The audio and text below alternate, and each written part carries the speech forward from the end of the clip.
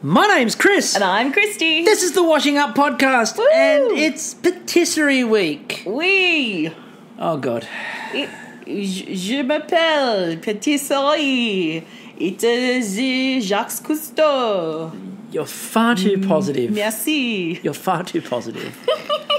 So... Flawless. I'm working on my French. Getting the accents down. It's all not the practice. a problem. It's all the practice from Canadian. Now the language. Yeah, the Canadian. Yeah, well, look. You don't speak a word of French. No. But accent-wise, flawless. Absolutely flawless. I spoke up like this. Don right now is just going, it's so like true. being back in Paris. It's so true. It's like being I'm in the Arc de Triomphe. It's like being inside my pie. Anyway, so His pies are very French. it was patisserie week this week, and it's an interesting week. It is.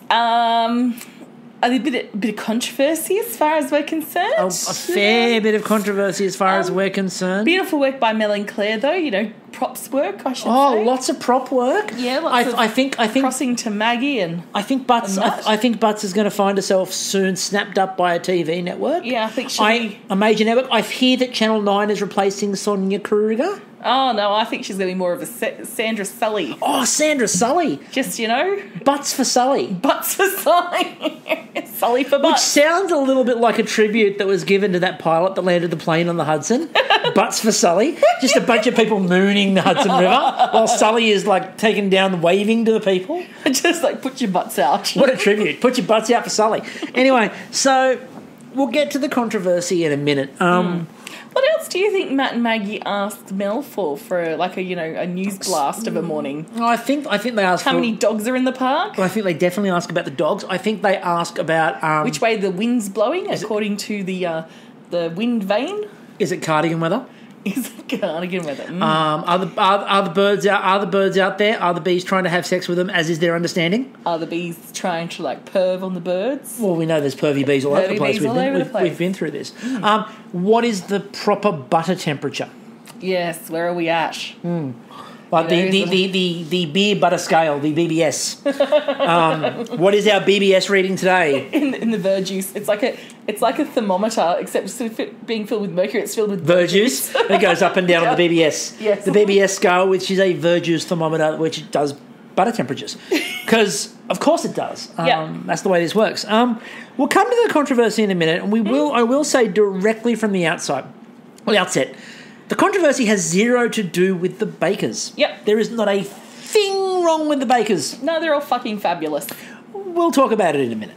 So we open up with Dan standing there going, "This is my week," and I'm wearing a shirt with stars on it for Star Baker. I like how he's kind of gone all secret, vision board on this. I'm sure back at his apartment there's like a cork board just full of, a picture of himself surrounded by Matt and Maggie giving him Star Baker with... I like to think it's more of the lab. Like, he's in a lab and there's, different test tubes with, different scenes all over the lab. And someone's like, "Have you got that test tube over there with... Not that one. What is in that one?" "Oh, it's verjuice. I'm boiling it down. I'm boiling it down to find the essence of Maggie beer." That's what I'm after. So the signature. Yes. The signature feels like it was designed for innuendo. Creamed horns. 12 creamed horns. Now, they gave this...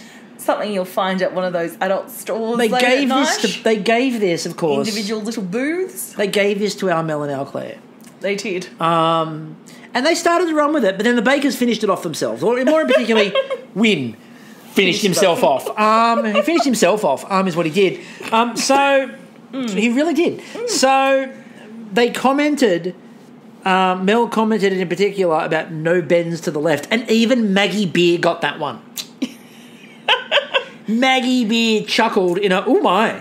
Look, a little bend is not, I think, unwelcome at times. Can add a little bit of a little bit of spice in certain areas of your life. Just a little bit of friction in the right direction. It definitely helps to make sure that the cream horns are far more robust. So yes, and that's what you want in a quality bake.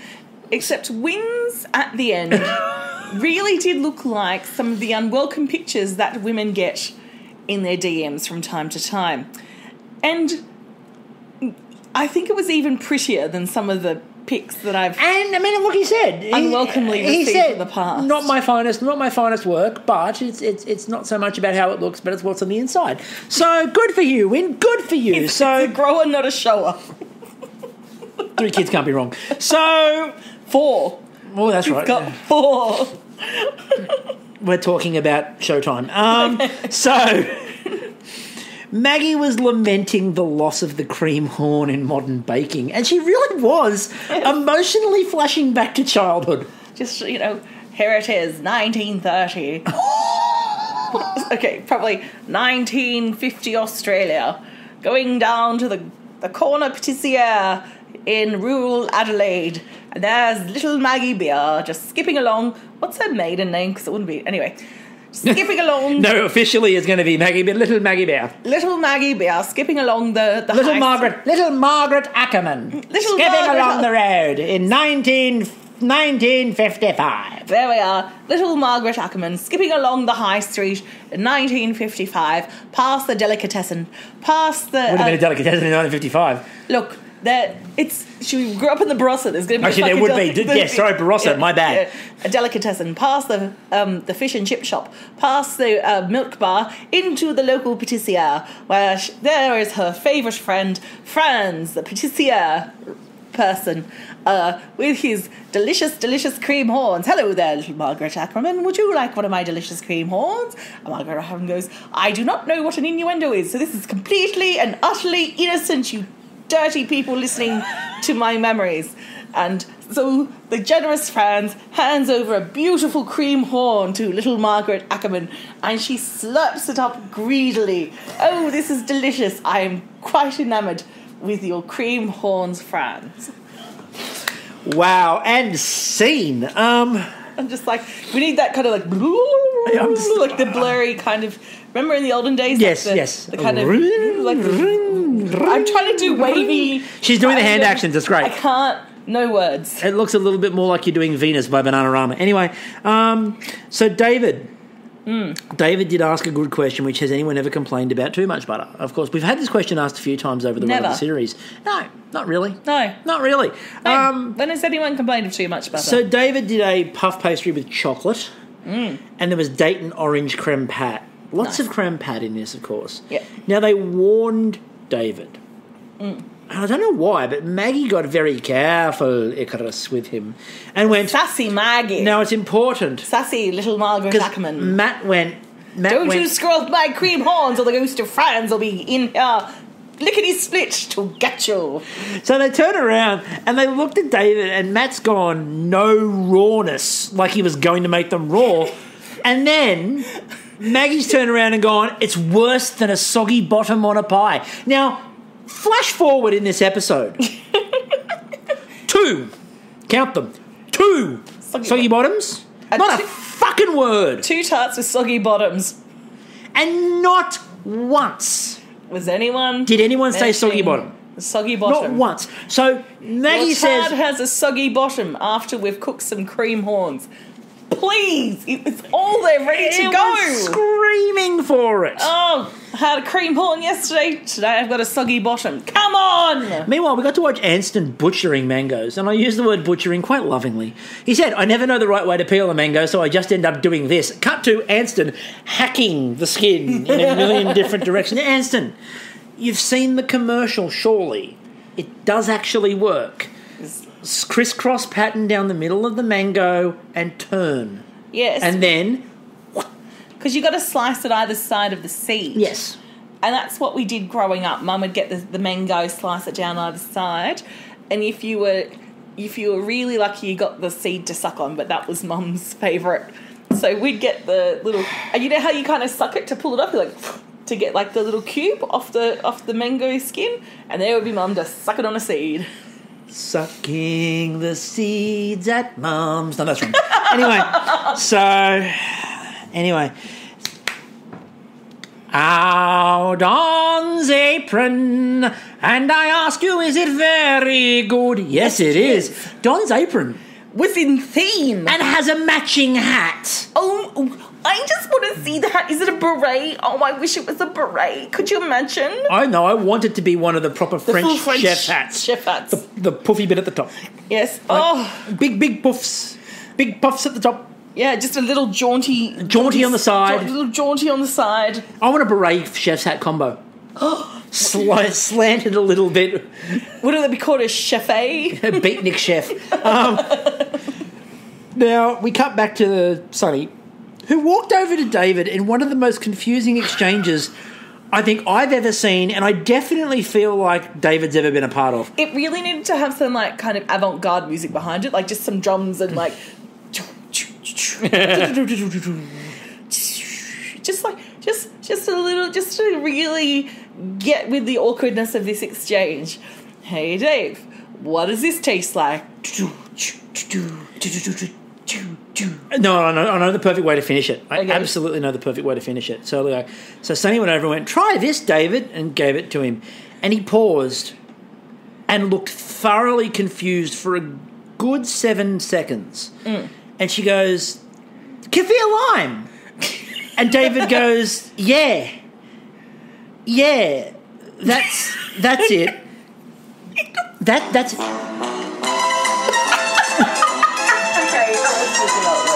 Curb Your Enthusiasm. Absolutely perfect. Would have worked. I was thinking more kind of avant-garde 60s kind of thing going on, but, you know. But like when she walked away, David was just like, Yeah. Did that happen? Yeah. Did that just happen? So Sonny was making kaffir lime with blueberries. That was her combination that she was making. Nice. Which does actually sound quite nice. Like, I really like that idea. A tarty blueberry. Tarty blueberry. In your horn. Put some berries in your horn. So, Blueberries. Oh, Blue balls God. in your horn. See, I'm making more obvious penis jokes. Thanks, Kristie. So Anston was making a coconut mousse with mango and longan with pistachio. Another testicular-looking berry there. Yep, and again, this was going back to his Sri Lankan heritage as well. So it was really cool. The different flavours, the coconut mousse, the mango, the longan, pistachio. And he was grilling mango, and he said he'd never actually grilled mango before. It's delicious. It is really nice. And as Matt pointed out, you need the char. Ooh, The char on mango, though, goes really well. Claire then gave out one of the time calls with the creme de la creme and the horn de la horn. And horn de la horn sounds a little bit like one of those sort of Spanish novella actors, in the lead. It's Suzanne Vega and Horn de la Horn. Juan de la Juan. Oh, Suzanne, you make my heart pump a million miles an hour. Oh, I'm going to make sweet, sweet love to you with this charred mango. Dun dun dun dun dun dun dun dun dun. Curb your cream horn. Anyway, Very late tonight. it is very late. So Claire was eating macadamia in sugar. She walked over to Dan and she's like, "What are these macadamias in sugar?" And Sweet nuts. the face that she made, like she was transported. And then The face a lot of people make when they taste Dan's sweet nuts. and so they said it was the cream horn with the nuts inside. Exactly. Look, biologically, if you have your nuts inside your horn, that's not a good thing. But Probably. in this case, this is fine. Now, what I really loved about this was Claire got the bowl. He's like, "That's all for you," and she's like, "What? That's all for you?" And she's like, "I'll be back," and they're sprinkling nuts in the bowl, going, "I'll be back later." She's like, I'm just going to cream my nuts and away I go. And every Bakeoff host everywhere around the world looks at her and goes, "You lucky bastard." Yes. So we found out that Wynn met his wife on a cruise. Nice. That was really good information to find out. And so what Where do you think it was at? The shuffleboard deck? I really hope that it was on. I really hope for a start that it was on. Was it on sombrero night? Sombrero night would be cool. Like, that's what I thought was quite... Like, I've never, ever felt the need to go on a cruise No. night. And even less so after I find out you have to pack, like, dress-up gear for a specific night. Like, oh, it's going to be Great Gatsby night. I'm like, you're in a floating mall on the sea and you have to make shit entertaining. You know what I mean? Like just... It's... I can't think of anything worse. I mean, look at the Titanic. I mean, it doesn't always end like that. But I presume, at least with the Titanic, you added a bit of, like, like excitement to an otherwise kind of, I mean, the Poseidon adventure as well, that also went kind of tits up, didn't it? Tits up for the Poseidon adventure. Tits up for the Poseidon adventure. But I just can't think of anything worse, except maybe, no. No, I can't. No, I can't. Now, I would like to think, and it's probably not the case because of when it was decommissioned, but I would really like the idea of Wynne meeting his wife. The Lusitania? No, not that far back. I'm thinking Fair Star the Fun Ship. Please! Now, unfortunately, I don't think timing-wise that works. No. Given it was decommissioned and scuttled in India in 1997. How come India got to scuttle it? Why couldn't it have been put here for, like, you know, the diver's pleasure? Again, Fair Star the dive ship. Yeah. There's so much fun on the dive ship. By the way, the Fair Star the Fun Ship, interesting fact about Fair Star the Fun Ship, it was a British ship called the Oxfordshire. And that doesn't sound like fun. And they got rid of it in 1964, and we went, sweet, and commissioned it for 20 years. Well, it's like, I guess it's kind of like... Here's our leftovers. It really is British colonialism, is it? Because it's like, oh, we're going to send all our convicts down to that horrible land where the weather's nice and the people, and there's lots of beaches and stuff, and punishment. And we turned it into something fun. And then not so much for Aboriginal people. No. But the white people had a grand old time. And far more importantly, we send all our old ships down there. Yeah. I mean, it could be worse. I mean, it's probably the best use of an old ship in history. Oh yeah. The worst one being the one of the ships that was at Pearl Harbor that became the Belgrano, which was sunk in the Falklands War. It became the Americans sold it to the Argentinians. Yeah. And it's the only ship in history sunk by a nuclear submarine. How? The Belgrano, because the British sunk it with a nuclear sub. Ah. In the Falkland Islands War. But that... Margaret Thatcher, she ruins everything. She ruins everything. Fair Star had a much better time than that. I mean, because after the Falklands, they could have got that and turned it into the Falklands the fun ship. So, anyway, back to Wynne. Cheesecake with strawberry filling. And once again, they warned him about pastry, as if he wasn't already touchy about it. Like, and make sure it's cooked. Every second thing that poor Wynne said tonight was, I hope it bakes. I hope the pastry's not raw. Yeah. Like, he just kept on, I hope the pastry's not raw. And so this cheesecake filling, I hope the pastry's not raw. Like, it's a bit like, you know, the trend in America at the moment on Fox News, where somebody goes on and talks to them at the end of their interview. They go, "Oh, great! Can I just give a shout out, Mum? I love you very, very much." And a certain American banker and tycoon didn't kill himself. It's brilliant. Jeffrey Epstein didn't kill himself. Did you see on because there's so many Facebook things, yes. Right? They come out.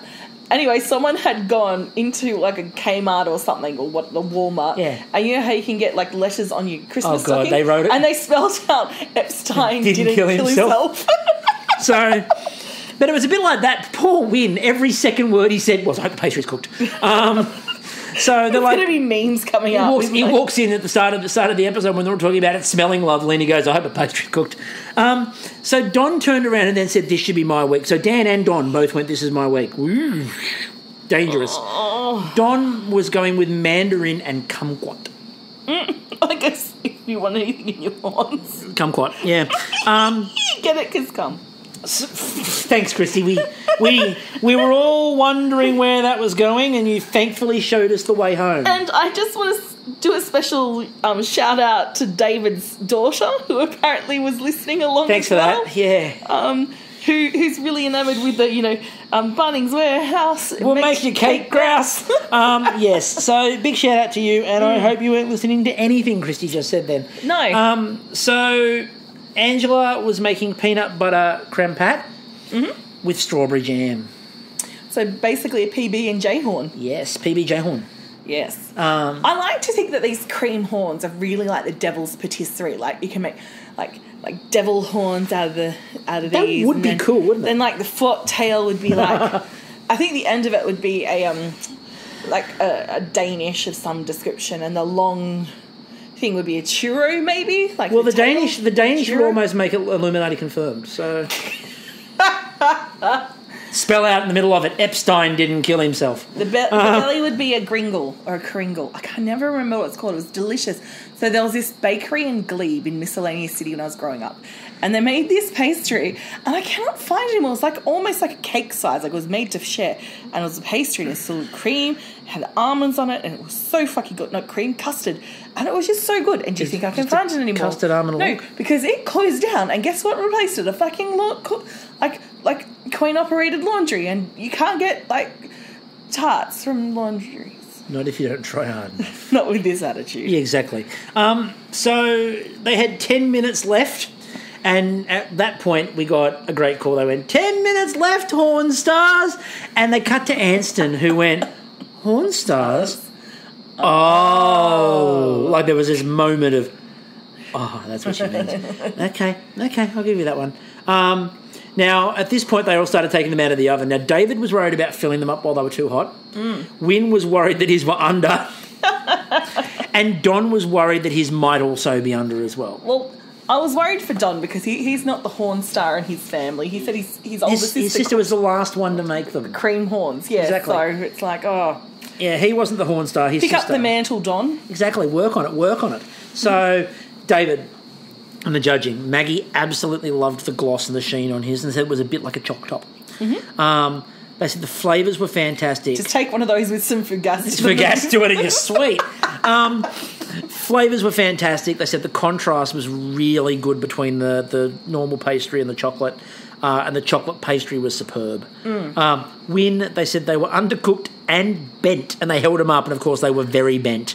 And every woman is just there going, yep, I've seen that pic before. The pastry would have been great if it was cooked properly, they said, because they said the pastry itself was really nice. Yep. It just needed to be cooked for flake. The cheesecake, they said, worked really well for Maggie, and then Matt just looked at him and went, time management. And you can just tell them that was waiting for it. Yeah. Angela, they said the problem with hers was that it was very short crust and cake-like at the top. They also said that the butter went into the dough and sort of made it a bit claggy. So there was too much butter. Oh, no. There was too much butter. Apparently, so the answer to David's question is yes. Can have too much butter. Not very flaky. However, the filling, they said, was really good. And Maggie seemed like amazed by this idea of peanut butter and jam. What is this concoction that you have brought me? Why is she suddenly really British? I don't know, because she's like, I'm astounded. What is this? She's like David Attenborough discovering a new species in the wild. What is this PB&J you talk of, and why is it in a horn? So Anston, they said the flavour was unusual. Now that's not the sort of feedback you want.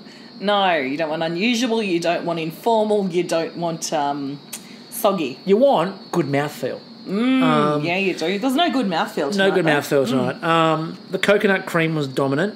And they said that the mango was the only thing in terms of the fruit getting through in any way, shape or form.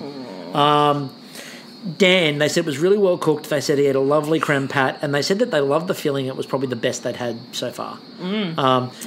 Likes what coming out of Dan's horn? Don, they said it was well presented. Cream. It was well presented but blonde. Matt loved the number of curls, though, that he got on the horn. He thought that was really cool and good technique. Yep. Said the pastry was really good. It was just under. And they said the flavours were really good and the curd was absolutely stunning. Yep. So, like, Don got really good feedback there as well. Sunny, of course, they said golden and level. Level is not a bit of feedback you'd ever expect to hear. No, this bake is particularly level. It's very level today. Especially after David's like leaning tower of thing last week, where it's like on the lean. Not level. So she tells them that they are. She told them that they were under. Matt and Maggie ate it and went, "No, it's not. It's not under at all." And Matt just kept on eating them. Tasty horns. Let's go to the technical now. Before we go into the technical, I do want to talk about a previous technical. Okay. Because on the weekend, I attempted a technical. Oh, God. So we need to talk about it. Okay, so over the weekend, my darling husband and my co-host here, Chris, had agreed to cater an event that was going on, and we had some vegans there, so he's gone, you know what, let's do the terrine. Now, as you probably heard me bitching about on the Canadian, I believe, I had a lot of trouble finding a fucking terrine pan in local area. So we settled for loaf tins, Which worked. But please tell us of this technical. Okay, so I made the vegan terrine. There were a couple of things. First of all, it's very hard to do the whole blister and char the capsicum when you don't have a gas hob and like naked flames. I thought about holding it to like a match or like the butane lighter for a bit. How many fucking candles do I have here? I know. And I have unscented ones. You don't have to stick with like, Lavender. Rose and lavender. But I love this charred capsicum, but it's got a little lavender aftertaste. and I wasn't. I was doing the terrine at night, and I wasn't going to go and turn the barbecue on at midnight to get the char going on the capsicum. So that didn't quite. That didn't quite go. The other bits, the sweet potato and the sweet potato and mushroom. Well, the mushroom we'll get to in a minute, but the sweet potato. No, it wasn't carrots. It was sweet potato and it was spinach, and they went fine. Yep. The interesting part about that, there's two things. First of all, I would say that mixture with the mushroom is superb. Right, the duction with the mushroom is absolutely superb. It is a lot of effort to get the moisture out. Mm-hmm. I will say it is very much worth doing it. Did you send the water to the farmers at least? Should have. It had to squeeze the crap out of it. You have to put it in a sieve and squeeze the crap out of it all the way through. Same with the spinach because you can't have any moisture because it'll collapse it. That went fine. Mm-hmm. The galette is not the best a man can get. It's bland. It's not very good. It costs a lot of money because it's full of saffron. It falls apart quite easily. It didn't taste good at all. And so what we did was, after me having several goes on that night about it and like even ringing other experienced bakers to ask for opinions on how the hell to do this galette and sending messages to other bakers who might have made the galette, I eventually decided, fuck this, I'm not doing that. No. Went and got vegan pastry. Yes. And made them into pies. Now, can I also recommend make this recipe as a pie? Yep. Because it is one hell of a pie. It sure is. And it just held, like, the inside. The layers held. The flavour was really good. I really liked that mushroom filling. So do them as a vegan mushroom pie with a vegan pastry. The only thing that you have to work on is finding a vegan, what's it called, wash. Egg wash. We used the coconut oil, which did work. Yep. But there are others you can use, but I really didn't have the time to go running around to find one. Okay. But that was only because I changed it to a pie at the last minute. But I highly recommend, I don't recommend the galette. I do recommend making the mixture in the middle, though, of the vegan terrine. It is superb. So with that in mind, let's go on to technicals. Mm-hmm. So this technical, Matt's clues. Yes. Mind your beeswax. Mm-hmm. And I prefer brunettes over blondes. But blondes have more fun. So he's clearly not a MasterChef judge. So and he has no opinion on redheads. So 12. Just heard that little dig there. Yep. I just moved on. Yes. Yeah. So they had to make 12 cannelés. Can I lay? Can I sit? So can I lounge? Now a cannelé has rum and vanilla custard inside it. Friend of the podcast and friend of the show, Robert Harwood, is forever bitching and moaning about cannelé moulds. Why is that? They're really expensive. Are they? Incredibly expensive. Why? They're just really expensive because it's special. They're special moulds. Oh, special. So David made a fatal of looking at it and going, "This seems okay." Bold strategy. Never comment on the technical before you do it. Hi there, baking gods. I'm just going to poke you with a stick. Poking with a stick. Scoff in your face. Mwah. It's like Odysseus turned around to Poseidon and went, "What's the worst you can do?" I'm going to Ithaca. What do you mean I'm nowhere near Ithaca? All right, so what it actually is you needed to have a crust from the beeswax. So you've got to layer the cannelé tins with beeswax. Although, as we found out from Don, apparently not too much. Yes. You need to put then it's got the custard sets inside. So the outside is crispy and the inside is custardy. But isn't it interesting that Don layered his heavily with beeswax and he got the best colour? So I'm presuming it was just that kind of like in between say Sunny's and Don's that you would have got the best beeswax. I would assume so. I would Beeswax, assume so. The other thing I think that might have helped was I don't think anyone baked them for the right time. And the reason was because Matt didn't tell them. No. It's an hour and 15 minutes minimum is what he said. So it wasn't an hour and 15 minutes, it's an hour and 15 minimum. So, and Don cranked his oven up. So he talked about that. So I can only assume the reason why the tops didn't go is that nobody left them for an hour 15. Okay, right. Don's did, but his was at a higher temperature. No one likes it when you want to lay and you pull out early. The problem was, I think, with Don's. I think the problem with Don's was that because it was up that high, I don't think the beeswax had settled in properly. It was just sort of... That's my guess. Look, I'm making this shit up, people. I'm just not an expert. Pulling it out of your ass I'm not an expert in beeswax. It's late, all right? Leave it to Mr. Methane to pull something spectacular out of his butt. Let's never mention him again. So... Now, you put up a really interesting prospect as well when they went to the shed. Or when they went to the mini shed. Yes. That Bad Maggie... Yes, is like Bad Janet. She's, yeah. So Sassy Maggie is Bad Janet. Exactly. So if you're not familiar, The Good Place, the kind of interface for The Good Place's network is Janet, and she's in The Good Place, she's good.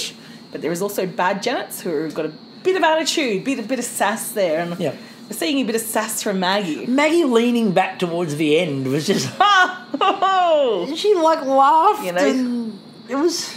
Talking about how, a soggy horn is worse than a soggy foot. I get it now, Maggie. See? She's just leaning into the naughtiness. Now, Angela said that she was scalding her milk. Badly behaved milk. Presume it came from Bad milk. Maggie's. Bad milk. How dare you? The den of doom. How dare you, milk? Who do you think you are? Now they had to go back in your corner and think about what you've done. Now they had to add 60 ml of rum. Now I love this because David opened it up and went, "Oh, that's not good." Reminds me of a night with the boys that didn't end so good. And we'll ask you about that on the podcast. It's really good, by the way, that they were able to open the still up. It's been closed. They need to get in there. I don't know if anyone's used that rum for a while. So yeah, the pirate hoard there. Then we got to watch everyone playing the guessing game because everyone's trying to put the canellas in the oven, and then they're like, and Sonny's like, I think they might need a long time because they've got to get the caramelization. Yep. And then Wynn turns around and goes, I'm flying blind again. Mm-hmm. No one was quite sure what to do except for Wynn. And we got Wynn just puts his hands in his pockets, strides casually towards the window. We've got a lovely rendition of Whistle Down the Wind. Trying to do more wobbling. Whistle Down the Wind in the window. I do. That's the only thing about having that old generation die-off is you don't have that random guy who's got a mighty warbling whistle just... the guy who's got that weird piercing whistle, walking. He's never needed it. It's never a skill, but he's got it. Same hat he's had since the 1950s, and he's the happiest fella. Beautiful creases in his perfect creases in the slacks. Hair is Brill creamed, bedecked in tan and beige from head to foot, and shiny brown shoes, and just has a warbling whistle. A warbling whistle. And as you were working as a checkout chick in good old Mortdale and Miscellaneous City, you just hear this. You're like, oh, here comes Percy. Of course, his name would be Percy. Or Clarence. Or Win. Which would work quite well. Win in the windows. Win in the windows. The tale you told me. So we kind of gave. So maybe that's a quest for everyone at home. By the way, we gave everyone from Canadian Bakeoff 9 characters. Yes. I think we need the audience to give all the Australian Bakeoff contestants Wind in the Willows characters. Oh, I wasn't a fan of Wind in the Willows. Weren't you? I like Wind in the Willows. Oh, I was all for Mr. Toad, and everyone else was just a fucking stick in the mud. It's like, come on! I thought he's rich, he gives no shits, let's do this! Mr. Toad, he wears a jaunty scarf while riding a motorbike with a sidecar. Come on! Get on board! Why can you not be like this Toad? I mean, the weasels were shits, but, just have a bit of fun there. Yeah, get on the scooter, get on the bike. What's the worst that could happen? You're fucking woodland creatures. You've woodland creatures who have somehow worked out how to ride modes of transportation. Come on! Use it. Anyway, back to that later, clearly, because we then... I think we now need to give everyone characters from The Good Place. I think so too. We'll come to that later. Anston is cheaty. Has to be. Just with the glasses. So we got a question. It's a really important question, and I think you're the only person that could answer it. Everyone was looking in their ovens, and they needed to know one thing. When to push it. Do do do do do do do do do do do do do do do do. Melancholy here and there in effect. Want you to push it back. Grooving by day, then in the Bakeoff shed, working up a sweat because they're leaning over an oven. You see, get it? Because it's warm in the oven. Yeah, so because it's warm in the oven and shed. Now come on, just push it. Push it. You just had to grab a spoon and push it real good. Yeah, and some of them did and some of them didn't. And they said with poor Anston's, for example, had the air pocket. He didn't push it real good. Didn't push it real good. So you know what happened? What? He only listened to the first part of that verse. Didn't listen to the second part. Oh. No, just to push it. Okay. And he didn't listen to the push it real good, as other people did. And that was the difference. Sometimes when I'm singing like the push it kind of riff though, I go to Beyond 2000. Hi, I'm Amanda Keller. I'm welcome to Beyond 2000. So it's less about pushing it and more about the future. And I remember vividly, because I loved Beyond 2000. I had the Beyond 2000 board game. Oh my God, do you still have it? Can we play it? It was one of the joke gifts that I got from my brother. Oh my God, we need to play this. Anyway, I distinctly remember and think it was revolutionary that a blind person was able to be walking around with this huge backpack on being guided by GPS. Wow. I know. They're like... The future. Today. I wonder if back then they had a voice, turn left at the roundabout, but that sounds like a river. Turn left at the roundabout. Okay. Splash.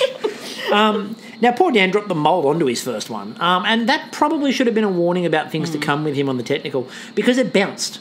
Like, the thing actually, like, slumped and came back up. I was like, that's not what it's supposed to do. Should have made, like, a ting, like got a nice crusty edge. Ting. I presume that's what a crusty edge in a pan sounds like.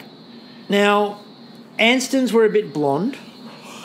He's a black kid. Don's come from 90s. Anston's were a bit Anston's were a bit blonde. Don was happy though because it's the Davids were the mid-90s. Oh, they were total frosted tips. Yeah, they just needed a shell necklace and to be called Chad or Brad. Or they needed to be undercover for the 9/9 in Florida.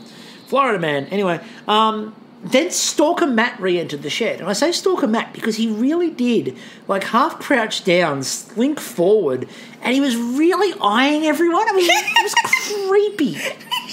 It's like, Matt. We love you, Matt, but what the hell? Do you think it's because... Was it a challenge? He was actually looking for food.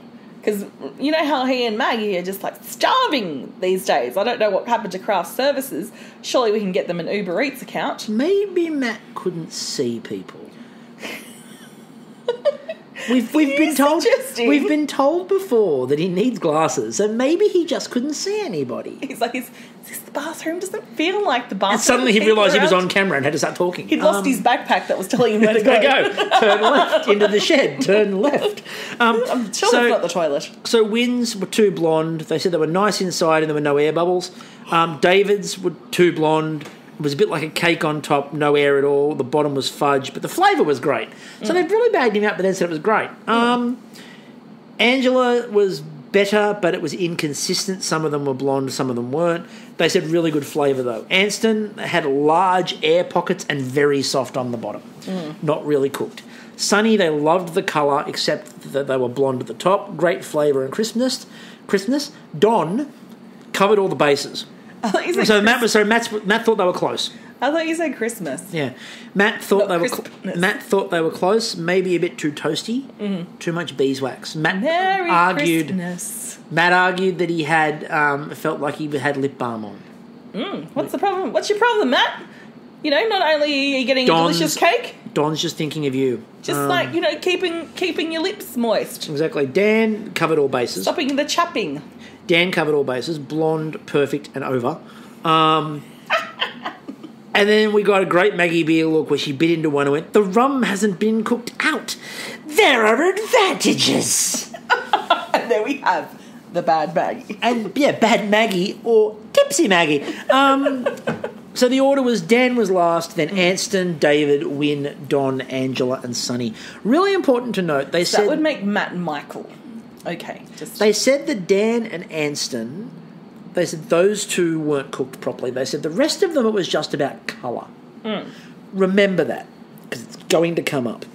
Now, this put Wynne and Anston on the bottom. They didn't mention Dan. Now, Dan was last in the technical by a gap, right? Yeah. And again, we said this is not against any bakers and definitely not against Dan. We love Dan. But Dan was last in the technical and they never mentioned Dan. But they did that last week as well. They mentioned Wynne and Anston for the bottom and said those were the two fighting it out at the bottom.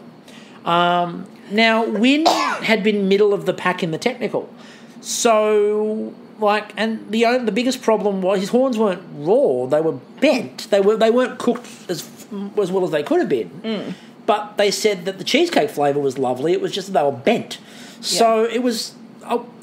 This is where it starts to go a bit weird. Yeah. And judging wise, it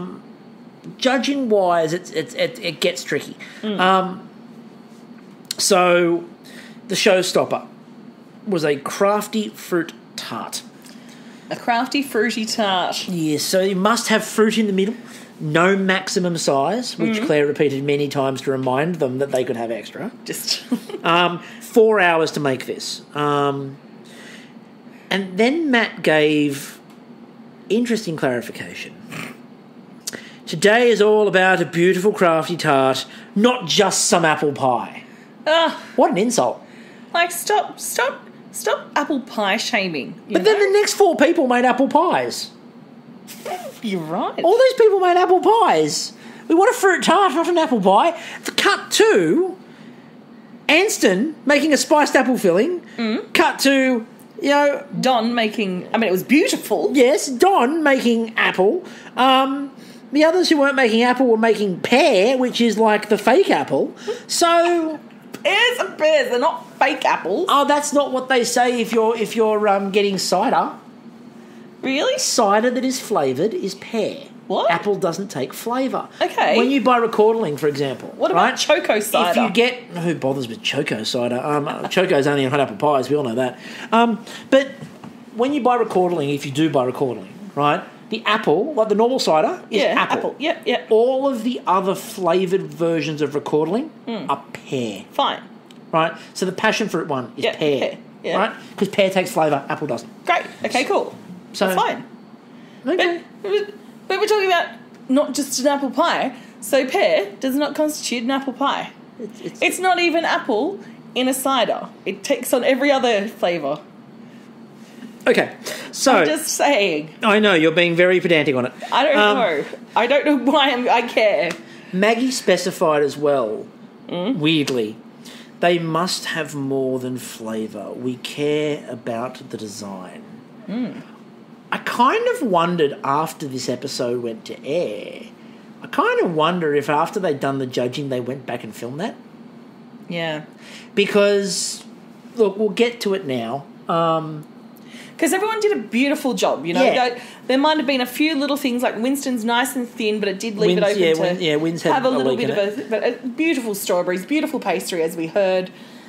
But as we get into this, the judging, we come to Bakeoff because Bakeoff is our safe space. Yeah. And for the first time in a very long time, I think we both feel satisfied. I think we both feel like the judging was really weird. Because I had Dave down as, I'm like, okay, his horns are great. Yep. Okay, he was middling in the technical, but not dead last. He was middling, and he did something that was technically difficult. Don had a really good first bake. Yep. Even though they were worried about the wax, he came third in the technical. Yep. And then at the end, they went weird on his presentation, which I thought was pretty. And Matt basically said openly, I judge you by a different standard because I know what you're capable of. No, you don't. You judge him by the standard of everybody else. I thought it was beautiful.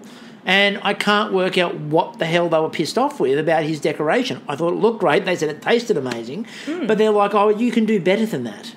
It just felt weird judging. And, like, if I was Dan, obviously you're thrilled with the fact that you get Star Baker. Absolutely. And Dan's last bake was incredible. Like, hands down, if it was just based on the showstopper, I'd be like, right call. But we always get stuck into other versions as well about the fact that the technical doesn't matter at times. And clearly in this episode, the technical did not matter one iota. No. Like, it was not... So what was the purpose of the technical? Like, the technical just felt like it was there... Just to distinguish it from Kiwi Bakeoff, really? Yeah, basically to prove that 3 challenges are required, which they are required. Absolutely. But the point is that I actually feel like they got... I feel like they just completely discounted the technical, and they probably shouldn't have. Yeah. So we'll come back to it. So, and particularly when they were talking about how Dave's cream horns were like little mini choc tops. And they then also talked about the fact that the technique required for David's to get the straight edge was really hard. So we'll go into it now. So Anston was making a vegan dough. So it was coconut pastry with spiced apple filling and rhubarb. Now the vegan dough, I mean, it's tricky. It's a tricky thing to do because you've got to get it to bake the same way. And again, I used the one thing I did with the wash, and we talked about that before, was on the pastry I used the coconut oil wash. Yeah. And I didn't get the crispy top in terms of browning that I wanted on top. The sides did in the pan, they browned quite nicely, but the top didn't go as crispy, and I'm pretty sure that was because I used coconut oil, which is what he used in his pastry. So that's why it went blonde and didn't actually do what it was supposed to do. David is doing his pears, and he goes, "It's not quite what my Pilates instructor had in mind when she said do core work." And they just let that joke hang in the ether for a bit. I thought it was hilarious. And then we got Bumbleberry. So cute. Now, we've been commenting all the way along. It's amazing how much in sync the Bakeoffs have been this year. Bumbleberry, last week. Canadian in the semi-final had Bumbleberry. Yep. And we get a Bumbleberry here too from Angela, with a steampunk design. And I think it was possibly only so we got to hear Maggie Beer at the end go steampunk. Like, what is this steampunk you speak of? I'm trying to work out, but I think the perfect announcing duo would be Maggie Beer announcing with Pete Smith. Why? Just the over-enunciation of both of them is magnificent. You know, sale of the century, followed by Maggie Beer going steampunk. So, now Don was making cranberry jam and apple compote. They were all making different compotes. They come back to David, who was making the straight edge tart. Now, I'm assuming this means it's a tart that has no drugs, no alcohol, no sex. No hands sex. in its assignment on time. Yes, straight edge. Reads the Bible. X's on tape on his wrists. You know, for those who like pro wrestling, his favourite pro wrestler is CM Punk, straight edge. So punk music is his thing. Really likes you too. Yeah. For the bassist. Exactly, the edge. Pear and walnut with cinnamon and a walnut tree on top. That tree was pretty. It was gorgeous. You know, Yggdrasil would be very happy to be depicted like that. I believe also the Kabbalah tree, tree of life. And then, as we pointed out, Claire then got into the ring of David's tart. Proving it is a tart ring. Look at this filling, Mum. I'm a tart. We love you, Claire. We love you, Claire. Please come on our show. So it was really fun. Like, she goes, "Oh, you want to bet I can't get into this?" And she just puts it on and goes right through it. And I'm like, "You stuck now? I'll be back." So Angela then realises she forgot about her pastry in the freezer. She's like, "It's a little bit more firm than I'm used to dealing with." So Wynn again reiterated that his aim was to cook dough. Yeah, you know. Poor Wynn. I mean, again, he must be scarred. I want it to be pretty and I want it to bake. I love the idea that Wynn is still to this day just rocking in the corner going, pastry bake, pastry bake, pastry bake, pastry bake. No blonde, no blonde. He's got all of his children in his wife's head, like, shades of brown. So Sunny was making it was a pâté brisée, I think it is pronounced, which was the really flaky pastry, and it was really funny because she's going on pâté brisée, and Claire's like, I love it when you all talk nerdy baker over here, and like Maggie's trying to explain it to her, and Claire is clearly sort of interested but not really. She's like, whatever. It's like me when you start talking, I don't know, footballs. So once again, there was a frangipane. We've had a lot of frangipane. Again, I said this on Canadian. I'm going to add it. I think from here on in, frangipane is getting close to another banned ingredient. I don't think I'm out of line. But you had kumquat, so... Yeah, but kumquat happens but once a year. Well, it's happened twice because there's kumquat last week too, wasn't it? No, it wasn't, because normally we really Canadian. Someone else had kumquat and you were like, oh my God, it's kumquat, I'm so happy. So, but... yeah, so she was doing pear and blackberries. But frangipane, I think, is getting to the point now where it's... But it's a tart, and tarts have frangipane in it. Well, usually. only one of them did in this.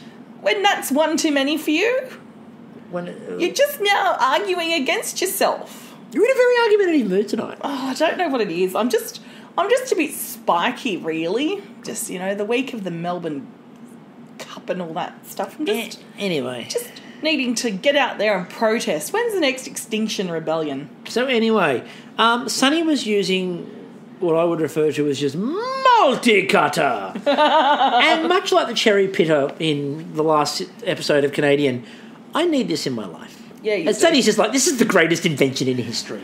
But that looks like something that would really get stuck in your utensils drawer. Like if you just have a potato masher just to make the drawer stick, like that is going to like hardcore stick. It does feel like what you would do is you'd bake, you'd put a pizza in the oven, you'd bring it out, and then you'd cut strips.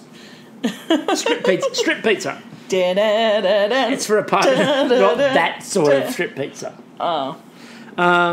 I was getting all excited. Watch me take off my olives. No, if you want to get really excited, you need to talk about Win and Mel. Show you my pineapple. Oh, hilarious. So you need to talk about Win and Mel. So Win's talking about the making this, and he goes, it's a lot easier here, of course, when I don't have 8 little hands grabbing at me. And it began with her going, oh, yeah, you pet octopus. No. I know what it is. They show a photo of his kids. She's like, you're very handsy wife. Give me another kid, Win. And Win even had a look at his face like, yeah, that's could kind be of... Could be the children, that's mostly the wife. That's what happens. When does he get time to bake? I don't know. Like between having children and making children. And looking after children. Baking, I don't know when it happens. Maybe he went on to Bakeoff. Maybe he's had these ideas in his head forever, and he's never been able to get into the kitchen. Just in the labour ward, holding the hand and whisking with the other. What are you doing, darling? I'm just using the neonatal crib to prove my loaf. I'll never get a chance to make this again. You're having another one. Win was doing strawberries and Prosecco and mint. Yum. And he had a coconut meringue on top. Yeah, I'm down for that. I was very... And he goes, as you said, you won't know until you cut into it that it's a fruit pie. Which is usually either a great thing... tart. It's either a pie. It's tart, remember? Not just some common apple pie. It's like, that's not cheddar, that's just some common bitch. Anyway, so Dan then made Don't Go Breaking My Tart. He couldn't if he tried. Oh, honey, when you're on the Bakeoff, he's that kind of guy. Okay, so... He's got a fruit tart, and Maggie and Matt, oh, they loved it. Oh, I know, I skipped so many parts just to get to that part, but, So it was dates, it was spiced apple, and it had a heart on top of it, and under the heart was dolce de leche. And there was roses, and there was shiny. Yeah, well, there was shiny, but we'll get to the shiny in a minute, because when Dan, before Dan cooked it, Dan's shiny, it looked like he'd written Eat Me and Cheese Whiz on a piece of bacon. After he cooked it, it looked good. Great. Before he cooked it, it looked like Eat Me and Cheese Whiz on bacon. I could do the same thing, but I chose not to. So Sunny was sealing her pastry with blackberry compote. Then they cut back to Don. And Don was doing a classic French apple tart with creme anglaise with an Eiffel Tower decoration topped with cranberry. Do you know that Don's been to France. Wouldn't have guessed it. So I took him as more of a going on a Kentucky tour kind of guy, you know. See me at Club Med Noumea. is Don the most expressive baker we've had for a very long time? I fucking love Don. I was like, when he's tasting his anglaise, he's like, ooh, and then he just eats the rest of it with a spoon. Like, I was surprised there was any left to serve. Had to make a second anglaise. It's like, you know what, this was so good, I'm just going to finish it. And I loved the layering of his apples. Like the way that he sliced those apples, and Angela came over and said, you know, so you don't cook those. He goes, no, they're so thin, they'll steam They're in the thin. oven. They'll steam in the oven. Then we come back to Dan, and the scientist in Dan was using dry ice. And speaking of science and Dan, there is a science to the way that Dan looks at a camera and says, juicy. It's sort of down pat. I like to think that like he has a daily juicy kind of Insta. It's just like hashtag juicy, and it's just Dan in different glamorous situations. I'm quite sure that Josh and Brandon have kept that Dan saying juicy on a loop. Oh, it's their absolutely. ringtone. Has to be Juicy. It's now a TikTok. It's going to be a TikTok. So Look at me keeping up with the kids. At this Not point- even a Vine. at this point, they started pulling them out of the oven. Don was worried that his looked a bit over. Angela had a massive worry because she couldn't get it off the tray. Oh, I felt for her. Like you could just see her with both the picker-uppers on either side, and she's like, it's not coming. And then, of course, as she explained to people at home, that not being off the tray means the pastry's probably raw. Yeah. Which was a problem. And hers was quite large as well. Like big. she went, I see you, Claire, and I'm going to do it. I'm going to be asked. Wynn's had structural issues. One side came out of it. And then the challenge was done. And that was all the tarts. Now, what they could have possibly used... So many tarts, one with a heart. Now, they couldn't have used it because it was all in the oven. Dan's was a tart with a heart. It was indeed. But they couldn't have used it. But A heart of silver and a heart of red, not a heart of gold. Then we would have had a movie. could have been a heart of glass. You know what that glass could have been made out of? Sugarwork. Sugarwork. Oh, And I believe, Yes. fresh from Maggie Beer's memories, yes. we have the owner of a patisserie. Oh, bonjour everyone, I am Franz. I come to you direct from Maggie's halcyon days, the salad days of her childhood. And I want to tell you, with my nondescript accent here, all about Australian Sugarcraft magazine. It's the magazine where you can look for, or you can get a high quality magazine focused on cake decorating and sugar art. Why, it was my favourite as a young whippersnapper. And I'd often sit there and read pages from it to dear little Margaret at little Maggie Beer. Anyway, it's a full-colour digital magazine with step-by-step tutorials, recipes, tips and ideas. Subscription is an annual cost of $19.90. Why? You could buy a whole house for that. What? I didn't even earn that in a year, and my patisserie was one of the most over-the-top... Oh, I see.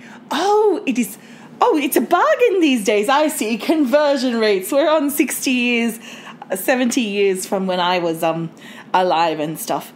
Anyway, and you also receive 2 issues per year. Even a bigger bargain. Why? It's like penny sweets from that I used to sell next door in the milk bar, because I basically owned every shop on the high street, and I would be Franz from the patisserie, and Franz from the milk bar, and Franz from the delicatessen, Franz from the fish and chip shop, and Franz from the haberdasher, and Franz from the general store.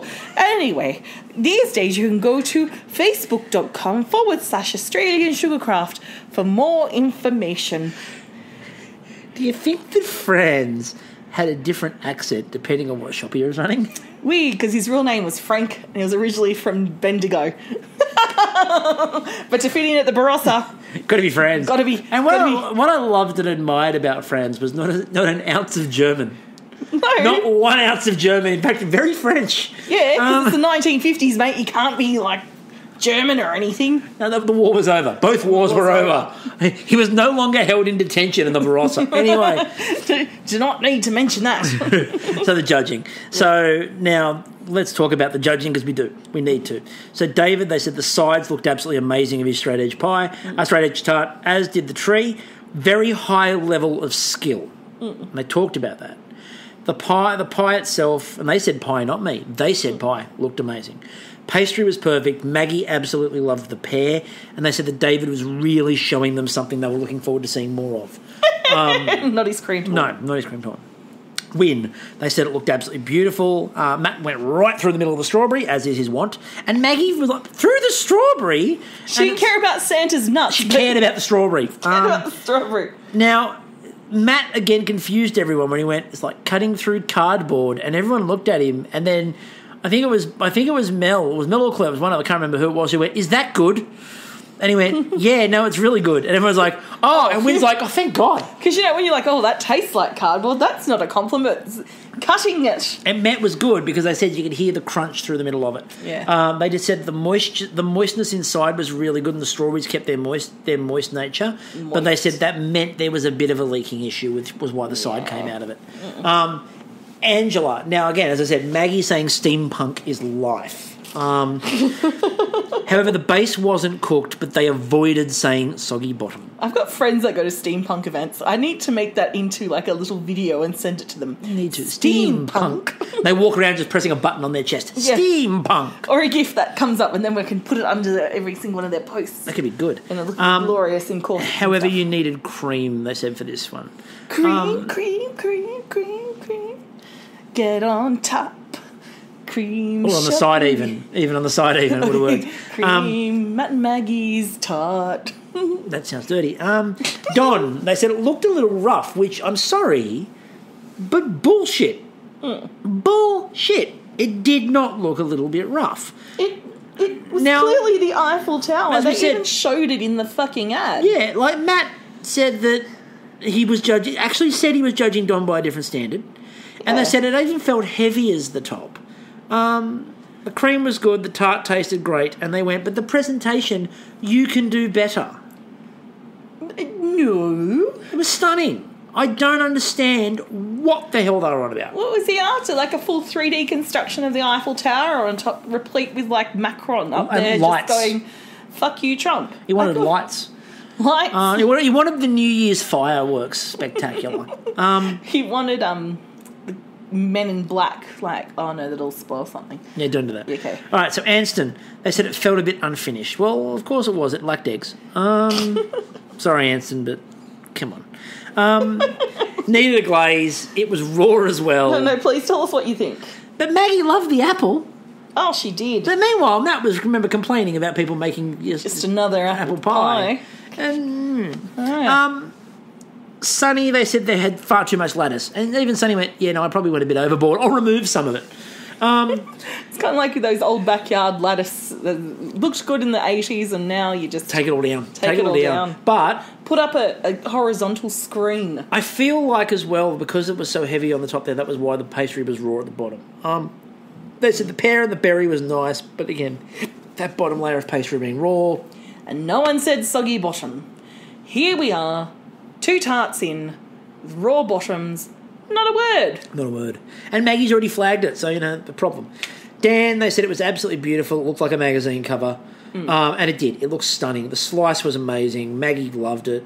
The caramel balance with the apple. Yeah. Matt just adored the thing. But here again, we get something with the judging. Now, on the outset, Maggie said, a soggy horn is worse than a soggy bottom.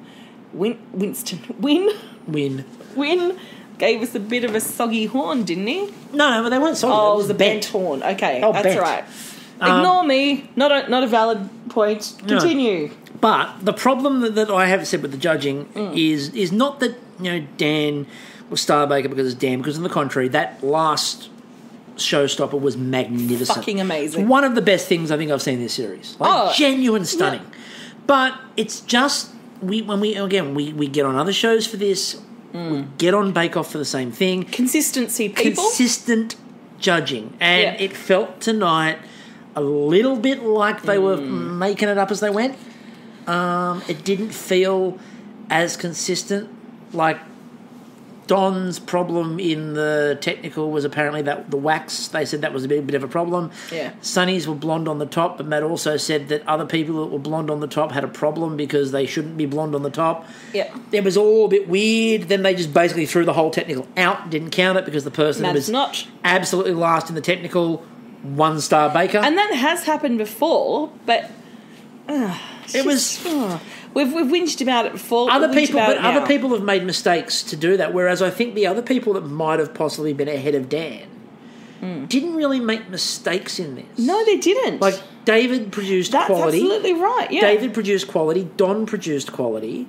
Angela had an issue, unfortunately, and so did Sonny, and they were the two that were leading. Yeah. But I felt like David and Don were sort of that next tier. And then there was a bit of a gap. And I thought, personally, that Dan was maybe just above, if not absolutely level, with Wynne and Anston. Now, one thing that is okay is that we're having a whinge about who got Star Baker. I mean, thankfully it wasn't a dodgy call that sent someone home. You know what I mean? Yeah, look, and unfortunately, I felt really bad because we love Anston, but I feel like Anston's last bake kind of was just disaster all over Just a bit of a nail in the coffin. It kind of, everything went wrong.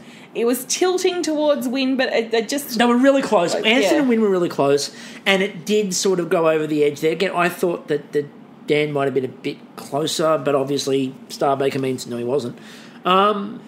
It felt like maybe that the raw bottom...